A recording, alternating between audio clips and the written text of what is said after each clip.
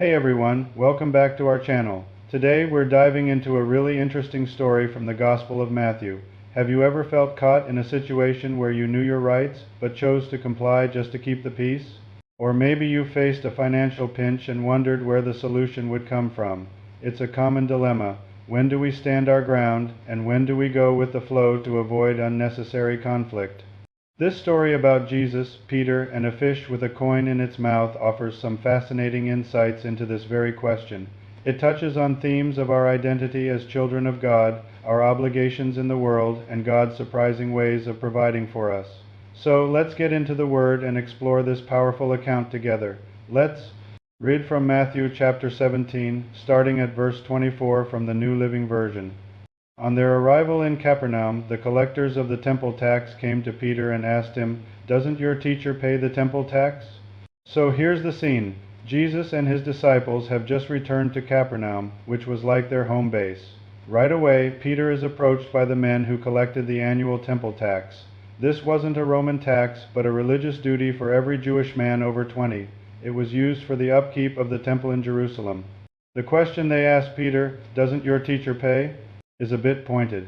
It carries an undertone of accusation, maybe hinting that Jesus thought he was above this sacred obligation. They don't go to Jesus directly, but to Peter, perhaps to test the waters or put him on the spot. Let's continue with verse 25. "Yes, he does," Peter replied. Then he went into the house. But before he had a chance to speak, Jesus asked him, "What do you think, Peter? Do kings tax their own people or the people they have conquered?" Peter's response is immediate. Yes, he does. He jumps to defend his master's reputation. He doesn't even know if they have the money, but he's confident Jesus does what's right. But then something amazing happens. Peter goes inside, ready to tell Jesus about the situation, but Jesus already knows, before Peter can even say a word. Jesus initiates the conversation. This shows Jesus' divine awareness.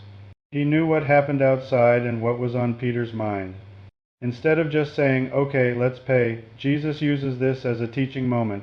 He asks Peter a simple question about how earthly kingdoms work, who pays taxes to the king's own children, or the subjects they've conquered. It's a brilliant analogy to get Peter thinking on a deeper level. Now let's read Peter's answer in verse 26. "They tax the people they have conquered," Peter replied. "Well then," Jesus said, "the citizens are free."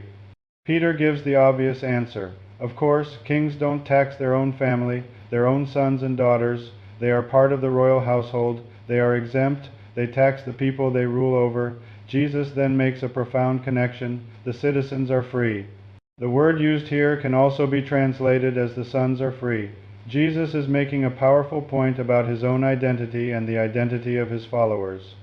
If the temple is God's house and God is the king, then Jesus, as the Son of God, is not obligated to pay a tax for his own Father's house. He is a son, not a subject, and by extension, his disciples, who have become children of God through faith in him, are also part of this spiritual family.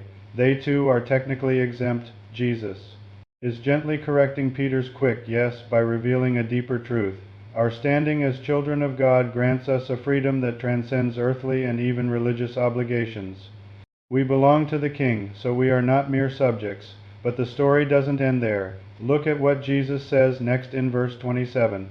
"However, we don't want to offend them, so go down to the lake and throw in a line. Open the mouth of the first fish you catch, and you will find a large silver coin. Take it and pay the tax for both of us." This is where the story takes a miraculous turn. Even though they are free, Jesus says, we don't want to offend them.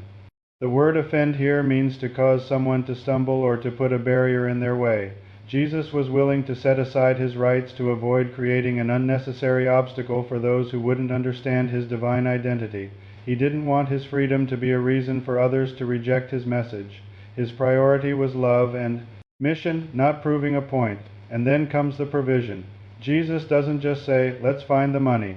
He gives Peter a very specific and frankly very strange instruction. Go fishing. The very first fish you catch will have a coin in its mouth.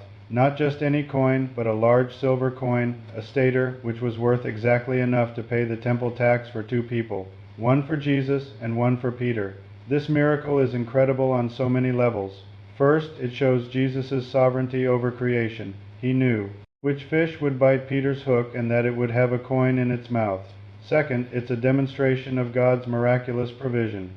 Just when they needed it, the money appeared in the most unexpected way. It wasn't in a treasure chest. It was in the mouth of a fish. God's solutions often come from places we would never think to look. Finally, notice that Jesus says, "Pay the tax for both of us." In this act, Jesus includes Peter with him. He could have just provided for himself, but he provided for Peter too, reinforcing their connection. Peter, who had just been reminded of his freedom as a son, is now provided for in a way that only the Son of God could arrange. So, what does this story teach us today? It's packed with so much wisdom.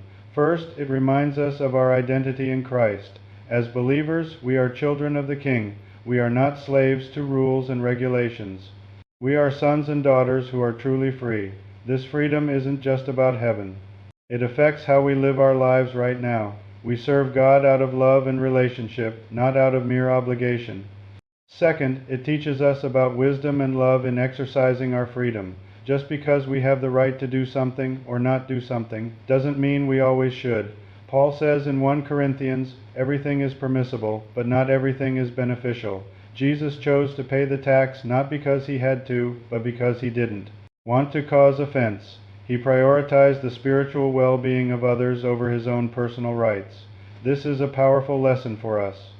Sometimes the most loving thing to do is to lay down our rights for the sake of peace and for the sake of the gospel. And third, this story is a beautiful picture of God's provision.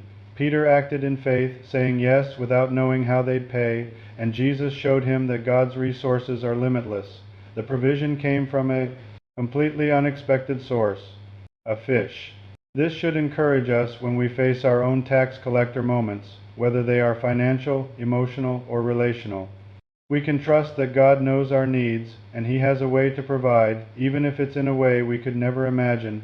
Our job is to listen to His instruction, even if it sounds a little strange, like going fishing for a coin, and to obey in faith.